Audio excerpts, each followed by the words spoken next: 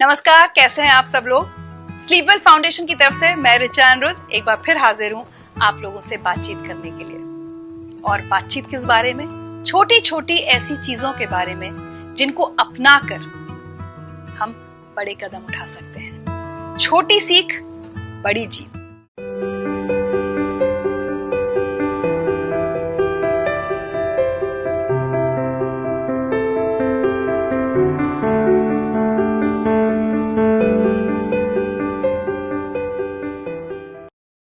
कई बार बहुत छोटी छोटी बातें होती हैं जो हम अपनी अगर रोजमर्रा की जिंदगी में याद रखें तो अपनी जिंदगी को बहुत आसान बना सकते हैं और अपने आसपास के लोगों को खुश भी रख सकते हैं। तो आज हम 3 चीजों के बारे में बात करेंगे। एक तो घर, परिवार या समाज में लड़के और लड़की के बीच हो रहे भेदभाव की और कैसे हम और आप मिलकर उस भेदभाव को खत्म कर सकते हैं। हम बात करेंगे कम्युनिकेशन यानी प्रभावशाली संवाद की। कैसे हम किसी से अपनी बात इस तरह से कहें कि उसको समझ भी आए और कैसे हम भी दूसरे की बात ठीक से समझें। और तीसरी बात होगी परसेप्शन यानी नजरिए की, कि कैसे हम सब लोग, जो आप लोग भी जितने बैठे हुए हैं, हम सबका नजरिया किसी चीज के प्रति अलग हो सकता है, लेकिन सही और गलत ये फैसले हमें नहीं करने चाहिए, या कहूं तो इस झगड़े में हमें नहीं पड़ना चाहिए। सबसे पहले बात करते हैं बेटे और बेटी के बीच भेदभाव की। आप सब महिलाएं हैं, जिंदगी में कई बार ऐसे मौके आए होंगे कि आपको भी ऐसा लगा होगा, चाहे जब आप छोटी थी, लड़की थी या अब महिला के रूप में, कि आपके साथ कोई भेदभाव हो रहा है और आपको यकीनन ये बात बहुत बुरी भी लगी होगी। तो अगर आप सबको बुरी लगी है तो आइए आज ये ठान लेते हैं कि इस भेदभाव को अपने समाज से हम सब मिलकर दूर करेंगे। और वो कैसे होगा? अंग्रेजी की कहावत है चैरिटी बिगिंस एट होम, यानी कोई भी काम हो उसकी शुरुआत घर से ही होती है। तो अगर बेटे और बेटी के बीच भेदभाव हो रहा है तो वो सबसे पहले घर से ही शुरू होता है। और वो कैसे होता है? इतनी छोटी छोटी बातों से होता है कि कई बार हमें एहसास ही नहीं होता कि हम भेदभाव कर रहे हैं। मिसाल के तौर पर ये कुछ थोड़े से सेंटेंसेस सुनिए। अरे बेटी, ये भारी चीज मत उठाओ, तुमसे नहीं उठेगी, भैया उठा लेगा। तुम बाजार जाओगी तो भैया साथ जाएगा। चाहे बहन बड़ी हो और भाई बहुत छोटा हो, लेकिन हम क्या कहते हैं बेटियों से कि भैया साथ जाएगा। अगर कोई कुछ बोले तो कुछ जवाब मत देना, नजर झुकाकर घर आ जाना। और बेटों से क्या कहते हैं? क्या लड़की की तरह रो रहा है? अरे लड़की से हार के आ गया। कई बार हमारे बच्चे हमारे मुंह से ये बात सुनते हैं जब हम किसी आदमी के लिए कहते हैं, अरे तो उस आदमी ने चूड़ियां पहन रखी हैं क्या? मतलब चूड़ियां पहनने वाले हाथ कमजोर और पुरुष ताकतवर। बचपन से हम अपने बेटों को ये सिखा देते हैं कि तुम किसी और लड़के से तो हार सकते हो, तुम किसी लड़की से हार नहीं सकते। खेलते खेलते दोस्तों में तुम लड़के से तो पिट सकते हो, कोई लड़की तुम्हें नहीं पीट सकती। अब आप सोचिए कि कितनी छोटी उम्र से हम अपने बच्चों के दिमाग में ये भेदभाव का बीज डाल देते हैं और उसी भेदभाव के साथ वो बच्चे बड़े होते हैं। बेटियां अपने आप को कमजोर मानकर और बेटे अपने आप को जरूरत से ज्यादा ताकतवर मानकर। और यही एक सोच हमारे बाद हमारी अगली पीढ़ी में आ जाती है, उसके बाद उनकी अगली पीढ़ी में, और ये सोच चलती रहती है और समाज में औरतों और पुरुषों के बीच भेदभाव बना रहता है। एक और बात जहां हम बहुत जाने अनजाने भेदभाव कर देते हैं, और वो है अपने बच्चों को उनके भविष्य के बारे में बताना। बेटों से हम कहते हैं पढ़ो लिखो, आगे चलकर नौकरी करनी है, रोजी रोटी कमानी है, परिवार चलाना है। और बेटियों को हम किस बात के लिए तैयार करते हैं? घर का काम सीखो क्योंकि शादी होगी, ससुराल वालों को खुश रखना है, पति और बच्चों को संभालना है और पूरा घर संभालना है। हम अपनी बेटियों को ये क्यों नहीं सिखाते कि तुम्हें बड़े होकर अपने पैरों पर खड़ा होना है, पैसे कमाने हैं, नौकरी करनी है और साथ ही घर, परिवार, बच्चे भी संभालने हैं। जिन परिवारों में ये समझ आ गई है कि बेटियों को उनके पैरों पर खड़े होना सिखाना है, वहां पर भी थोड़ा सा भेदभाव है। आइए देखते हैं कहां पर। बेटियों के लिए हम कौन सी नौकरियां सोचते हैं? या तो वो टीचर बन जाएगी, या फिर डॉक्टर बन जाएगी, या बैंक में नौकरी कर लेगी। बहुत ज्यादा नौकरी के विकल्पों के बारे में हम नहीं सोचते और इन्हीं विकल्पों की तरफ अपनी बेटियों को प्रेरित करते हैं, आगे बढ़ाते हैं। जबकि आप सोचिए कि आज की तारीख में बेटियां खिलाड़ी बनकर देश के लिए मेडल जीतकर नहीं ला रही हैं? क्या बेटियां अंतरिक्ष में नहीं जा रही हैं? क्या बेटियां हवाई जहाज नहीं चला रही हैं? क्या बेटियां सेना में भर्ती नहीं हो रही हैं? क्या बेटियां साइंटिस्ट नहीं बन रही हैं? तो हम क्यों कुछ ही विकल्पों में बेटियों के भविष्य को समेट देने की कोशिश करते हैं, और वहीं बेटों के लिए हम खाना बनाने वाले शेफ या हमारे कपड़े डिजाइन करने वाले फैशन डिजाइनर्स के बारे में क्यों नहीं सोचते? इन प्रोफेशंस में भी तो ज्यादातर आदमी है ना। देश के ज्यादातर जाने माने शेफ यानी जो खाना बनाते हैं वो कौन है? सब पुरुष ही तो हैं। तो क्या वजह है कि बहुत बचपन से हम अपनी बेटी के हाथ में गुड़िया पकड़ा देते हैं और बेटों के हाथ में देते हैं गाड़ियां, हवाई जहाज जैसी चीजें? आइए इस भेदभाव को खत्म करें। अपने बच्चों को सिखाएं कि उन्हें जिस भी क्षेत्र में दिलचस्पी हो, इंटरेस्ट हो, उसमें वो अपना करियर बना सकते हैं। ना बेटियों को सोचने से रोकें, ना बेटों को, और दोनों को ये सिखाएं कि दोनों को बराबरी से सपने देखने का अधिकार है। दोनों में बराबर से ऊंची उड़ान भरने की क्षमता है। दोनों सपने देख सकते हैं और दोनों सपनों को पूरा भी कर सकते हैं। और यकीन जानिए कि अगर हर घर में हर माँ ऐसा करना शुरू कर देगी तो हमारे समाज से पुरुषों और महिलाओं के बीच हो रहा भेदभाव हमेशा हमेशा के लिए खत्म हो जाएगा। तो देखा आपने कैसे एक बात को कहने के ढंग से हम अपने बच्चों की सोच बदल सकते हैं और उनके भविष्य को भी।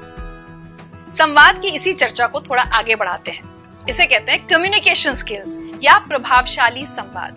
कैसे हम एक बात को इस तरह कहें कि किसी को अच्छी लगे, कोई उसको समझ पाए और किसी को बुरा भी ना लगे। सबसे पहले ये सोचिए कि भगवान ने हमें एक मुंह और दो कान क्यों दिए हैं? शायद इसलिए कि हम बोलें कम और सुने ज्यादा।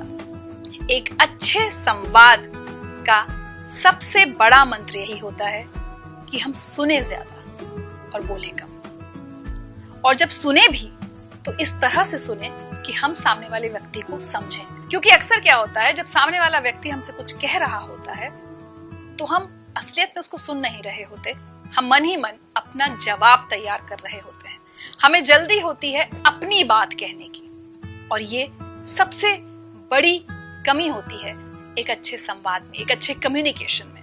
तो कोशिश कीजिए कि सामने वाला जो कह रहा है उसको ध्यान से सुनिए। मैंने एक जगह पढ़ा था कि जब हम बोलते हैं तो सिर्फ हम उस बात को दोहरा रहे होते हैं जो हमें पहले से पता है, लेकिन जब हम सुनते हैं तो हम एक नई बात जानते हैं। तो अच्छे कम्युनिकेशन, अच्छे संवाद का पहला मंत्र, बोलिए कम, सुनिए ज्यादा। दूसरी बात, हमें हमेशा ध्यान रखना चाहिए कि हमें क्या बात कैसे कहनी है। आपने एक बात पर गौर किया होगा, कई बार सामने वाले को या हमें भी वो बात बुरी नहीं लगती जो कही जाती है, हमें उस बात को कहने का ढंग बुरा लगता है। एक बात आप किसी को बहुत कड़वे तरीके से कह सकते हैं और उसको चोट पहुंचा सकते हैं। वही बात आप अगर ढंग से कहेंगे, अच्छे से कहेंगे, तो शायद सामने वाले व्यक्ति को वो बात उतनी कड़वी या उतनी बुरी ना लगे। तो हमेशा ख्याल कीजिए कि जो भी कहना हो, बात भले ही कड़वी हो, लेकिन उसको अच्छे से, प्यार से कहिए। शायद आप सामने वाले तक अपनी बात बेहतर ढंग से पहुंचा पाए।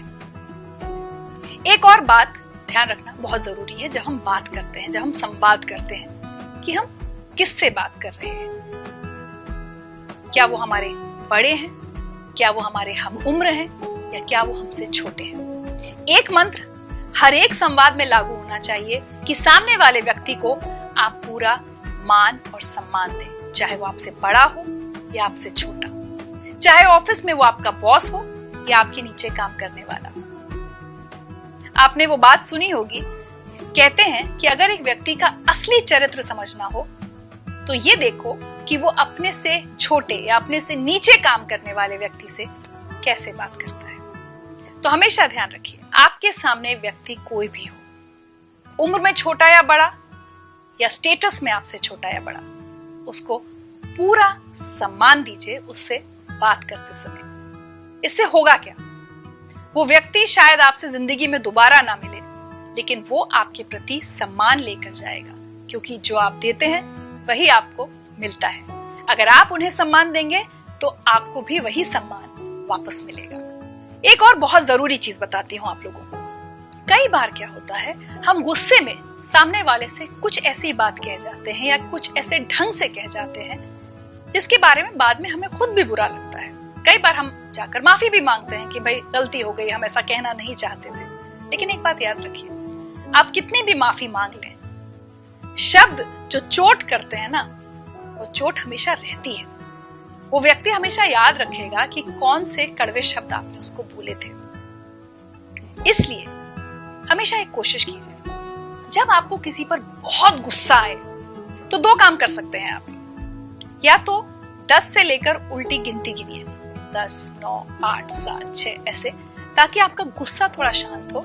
उसके बाद आप बात कीजिए। और उससे भी अच्छा काम, जब आप बहुत गुस्से में हो तो उस वक्त संवाद मत कीजिए। अगर कोई आपको गुस्सा दिला भी रहा हो तो भी उसको जवाब मत दीजिए।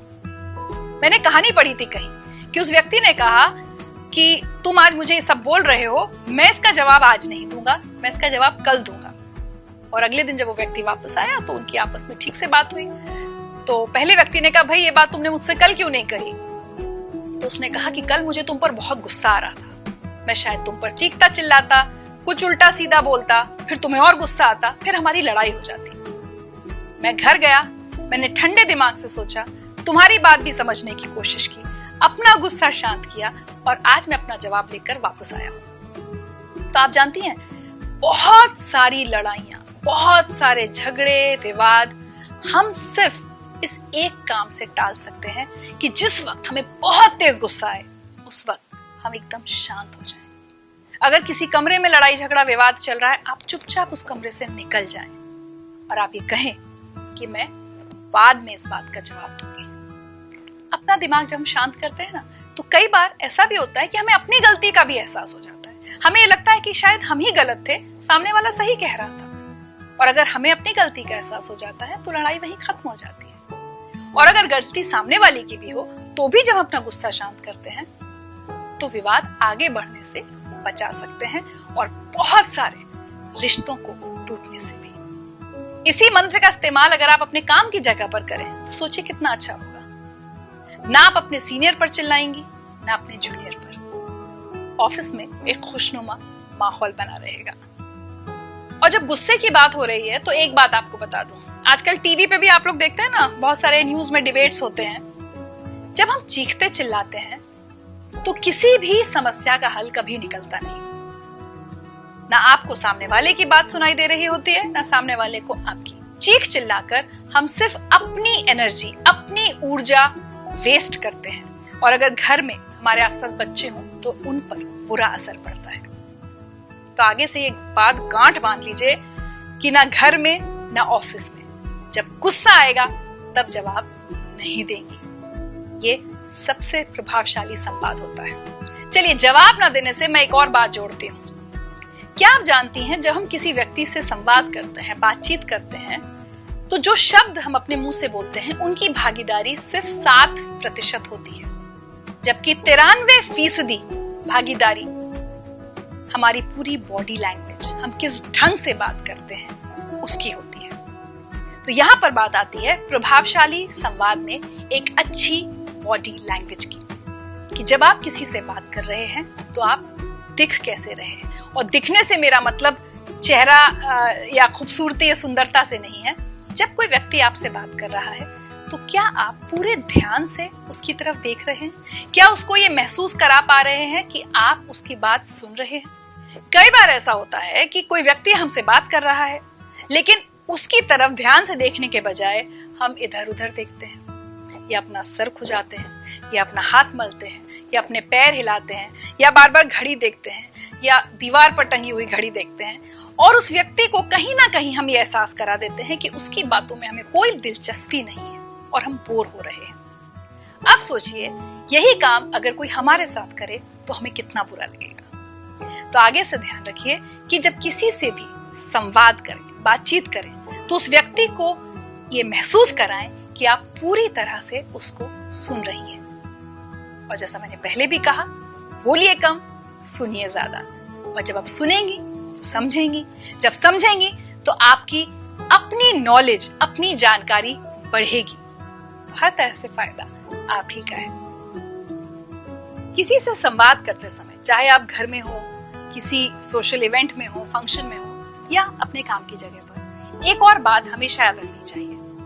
बोलने से पहले मन में एक बार 30 सेकंड सोचिए कि क्या ये बात बोलना बहुत जरूरी है या गैर जरूरी है। कई बार गैर जरूरी या बेकार की बात ना बोलकर हम कई सारे विवादों से बच सकते हैं या किसी सामने वाले को चोट पहुंचाने से भी बच सकते हैं। तो हमेशा सोच समझ कर बोलना चाहिए। कई बार हम देखते हैं कि लोग बिना सोचे समझे बोलते हैं और बोलने के बाद कई बार उन्हें पछतावा होता है। तो इस पछतावे से बचें, सोच समझ कर बोलें।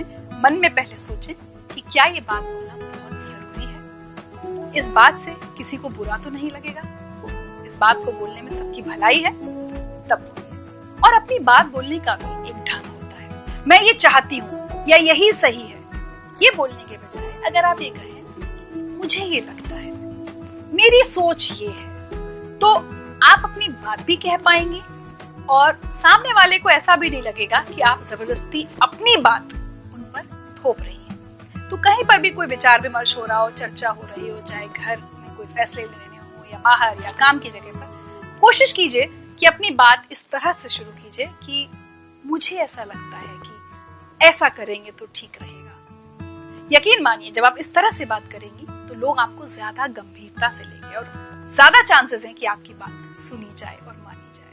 तो जब हम संवाद की बात कर रहे हैं तो इसमें एक बहुत अहम कड़ी जोड़ती है और वो ये है कि क्या बात करते समय हम सामने वाले के नजरिए को भी समझ रहे हैं या समझना चाहते हैं। इसे कहते हैं परसेप्शन। मैं हूं या आप सब लोग, और आप सब में से भी हर कोई अलग अलग। जैसे कहते हैं कि हमारी उंगलियां, 5 उंगलियां एक सी नहीं होती। एक परिवार में कोई भी 2 सदस्य एक जैसे नहीं होते, ना ही एक दफ्तर में सारे कर्मचारी एक जैसे सोच के होते हैं। हम में से किसी की भी सोच एक जैसी नहीं होती। सोच क्या, हमारी पसंद, हम क्या खाना पसंद करते हैं, किस तरह के कपड़े पहनना पसंद करते हैं, किस तरह की फिल्में देखना पसंद करते हैं, या राजनीति में हमारे क्या विचार हैं। सबकी अलग अलग सोच है, अलग अलग पसंद है। हमेशा ये सोचना कि मेरी सोच सही है और सामने वाला गलत है, ये बात ठीक नहीं है। क्योंकि जब हम ये सोच लेते हैं तो हमारी सोच का दायरा बहुत संकुचित हो जाता है। हम ये मान नहीं पाते कि जो हम सोच रहे हैं वो भी ठीक है, लेकिन जो सामने वाला सोच रहा है वो भी ठीक है। ये मेरी सोच है और वो उसकी सोच है। क्यों हम दूसरे की सोच को बिना समझे, बिना माने लड़ने झगड़ने के लिए तैयार हो जाते हैं। सोचिए। एक बार फिर से अंग्रेजी की कहावत आप लोगों के साथ शेयर करूंगी। Step into the other persons shoes. इसका मतलब समझती हैं आप? इसका मतलब यह है कि हम सबकी अपनी अपनी एक जीवन यात्रा है। हम किस परिवार में पले बढ़े, हमें क्या संस्कार मिले, जीवन में क्या क्या संघर्ष हमने किए और अब भी कर रहे हैं, हमारे आसपास परिवार के लोग कैसे हैं, जहां हम काम पर जाते हैं वहां लोग कैसे हैं, ये सारी चीजें मिलकर हमारा व्यक्तित्व बनाती है। कई बार आपने देखा होगा कुछ लोग बहुत गुस्से से भरे होते हैं और हम उनको और गुस्सा दिला देते हैं या हम उनको बुरा समझने लगते हैं। अगर उनको बुरा समझने के बजाय हम ये सोचना शुरू करें कि इनके अंदर इतना गुस्सा कहां से आया, क्या इनकी जिंदगी में बहुत कड़वे अनुभव हुए हैं, या इनके साथ लोगों ने बुरा किया है इसलिए ऐसे हो गए हैं। जब हम ऐसा सोचने लगेंगे तो हमारा परसेप्शन, हमारा नजरिया उस व्यक्ति के प्रति सुधर जाएगा और उसी के साथ सुधरेगा हमारा उनके साथ संवाद भी। एक और शब्द है अंग्रेजी का जजमेंटल हो जाना। किसी को भी देखकर हम एक राय बना लेते हैं, एक धारणा बना लेते हैं कि ये औरत तो ऐसी होगी, ये इसने ऐसा किया इसलिए ये ऐसा होगा।